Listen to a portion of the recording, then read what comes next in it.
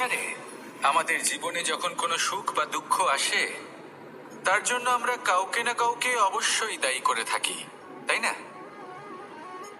এই ব্যক্তি আমাদের সাথে এরকম কাজ করেছেন, তাই আমার সাথে এমন হলো। ওই ব্যক্তি যদি এমনটা না করতেন, তাহলে আজ আমি ওই স্থানে পৌঁছতে পারতাম। সবই আপনার দৃষ্টিভঙ্গির উপর নির্ভরশীল, আর যদি আপনার দৃষ্টিভঙ্গি এমন হয়, তাহলে তা অনুচিত। সত্যি কথা বলতে, এই সংসারে ভিন্ন ভিন্ন ধরনের মানুষ আছে।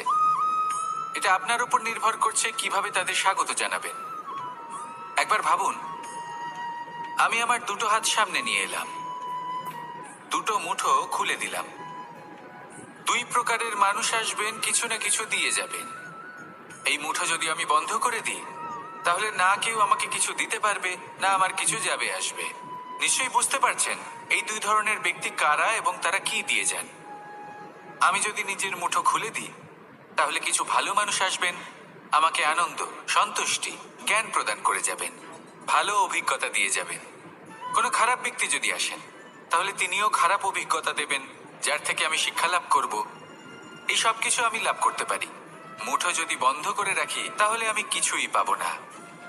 দেখুন, এই সংসারে প্রত্যেকের জীবনে এরকম।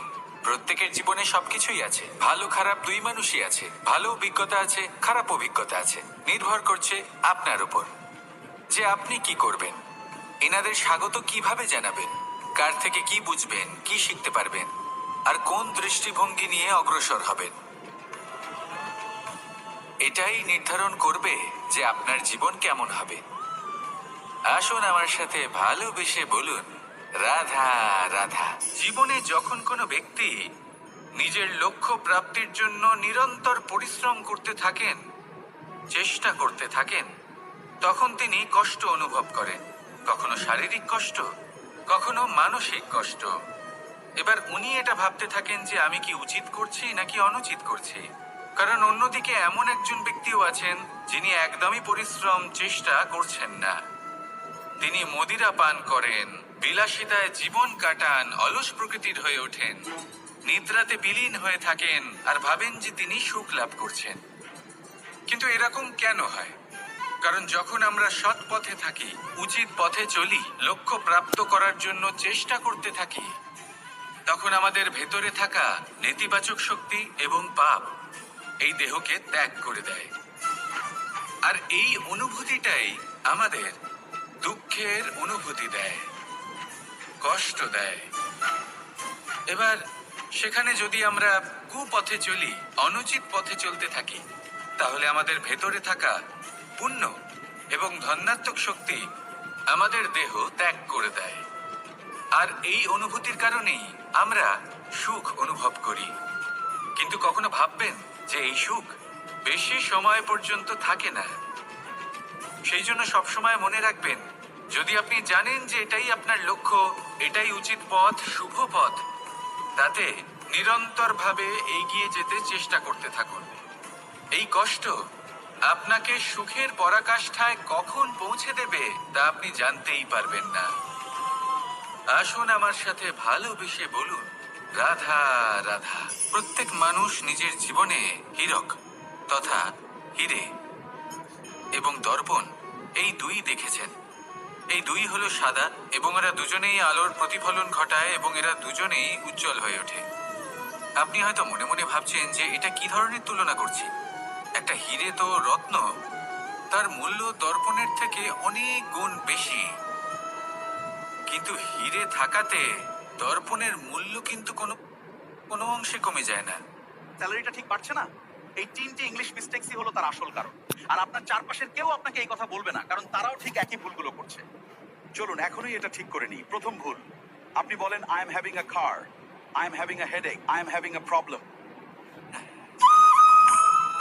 মানুষ যখন হীরে নিজের হাতে নেয়, তখন সবার আগে কি খোঁজে? দর্পণ। যাতে তার মধ্যে দিয়ে দেখে সে বুঝতে পারে যে সেই হীরে আদৌ তার শোভাবর্ধন করছে কিনা, তাকে ভালো দেখাচ্ছে কিনা, প্রসাধনের জন্য সেটা ব্যবহার করা ঠিক হবে কিনা। অর্থাৎ হীরের উপস্থিতিতে দর্পণের গুরুত্ব কম হলো না, দর্পণের কারণে হীরের মূল্য বোঝা গেল। আমাদের জীবনেও ঠিক এরকমই ঘটে। আপনারা যদি এই সংসারে নিজের আশেপাশে দেখেন, এমন অনেক মানুষ দেখতে পাবেন যারা নিজেদের ক্ষেত্রে মহান স্থানে পৌঁছেছেন, নিপুণ এবং শ্রেষ্ঠ হয়েছেন। আর তাদের মধ্যে আপনার নিজের মনে হয় যেন আপনি হলেন দর্পণ। নিজেকে ছোট মনে করবেন না। আপনার মূল্য কম হচ্ছে না, আপনার নিজস্ব মূল্য আছে। আর যদি আপনার অস্তিত্ব না থাকে, তাহলে ওনাদের অস্তিত্বের মূল্য সংসার বুঝতেই পারবে না। জীবনে সবসময় চেষ্টা করবেন যাতে আপনি আরো বেশি শ্রেষ্ঠ হয়ে উঠতে পারেন। আপনি নিজে যে স্থানে আছেন সেটাকে ছোট মনে করবেন না, তারও নিজস্ব একটা মূল্য আছে। যদি আপনি হিরে হয়ে থাকেন তাহলে অহংকার করবেন না, যদি আপনি দর্পণ হয়ে থাকেন তাহলে নিজেকে ছোট মনে করবেন না। আসুন আর আমার সাথে ভালোবেসে বলুন, রাধা রাধা। মানুষ জন্মগ্রহণ করে, তার সাথে ভয়েরও জন্ম হয়। ছোটবেলা থেকেই আমাদের মনে কোনো না কোনো প্রকারের ভয় থেকেই যায়। কেউ এই বিষয়ে ভয় পায় যে তার কোনো বস্তু তার থেকে দূরে চলে যাবে। কেউ এই বিষয়ে ভয় পায় যে আমি নিজেকে হারিয়ে ফেলবো। কেউ এই ভেবে ভয় পায় যে আমার প্রিয়জনেরা তারা যেন আমার থেকে দূরে না চলে যায়। কেউ এই ভেবে ভয় পায় যে আমরা যেন পথ না হারিয়ে ফেলি, আদি ইত্যাদি। কিন্তু সত্যি কথা বলতে, ভেবে দেখুন এই ভয় বাস্তবে কি? শুধুই একটা মনস্থিতি, আর কিছুই নয়। যা কিছু আপনি জীবনে পেয়েছেন তা একদিন আপনাকে হারাতে হবে। এই জীবন হলো আপনারই, কিন্তু তাও একদিন সমাপ্ত হবে। তাই ভয় পেয়ে কি লাভ?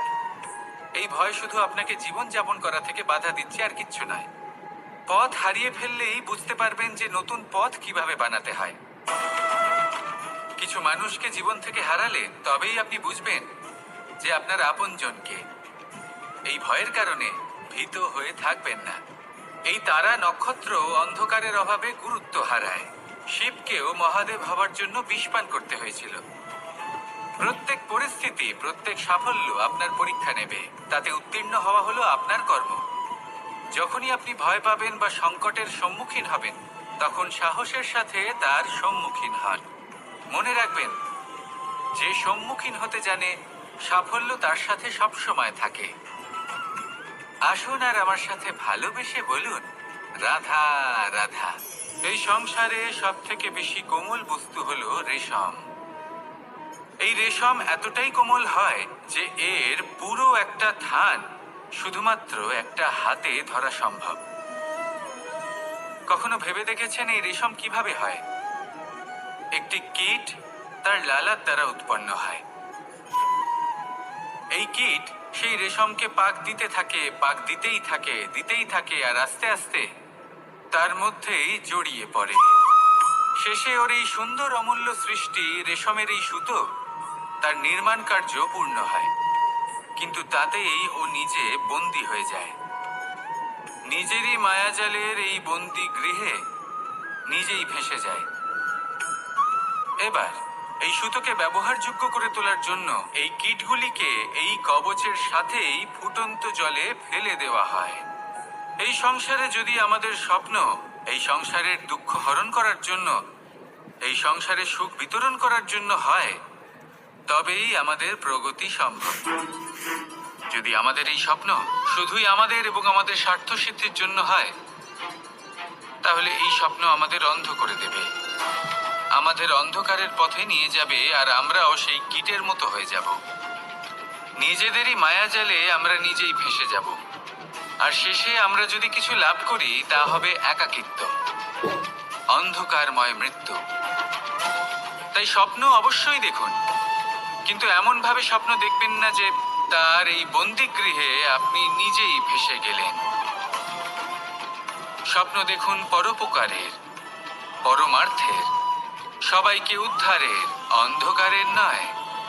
তবেই কল্যাণ হবে, আর তবেই হৃদয় প্রসন্ন হয়ে বলবে, রাধা রাধা। মানুষ যখন এই সংসারে প্রবেশ করে, অর্থাৎ জন্মগ্রহণ করে, তখন নিশ্চিন্তে থাকে, আনন্দে থাকে। কিন্তু যেই মাত্র তার মধ্যে বোধশক্তি আসে, তখন সে চিন্তা করতে শুরু করে। চিন্তা ভবিষ্যতের, সেই সমস্ত বিষয় নিয়ে চিন্তা করে যা ওর হাতে নেই।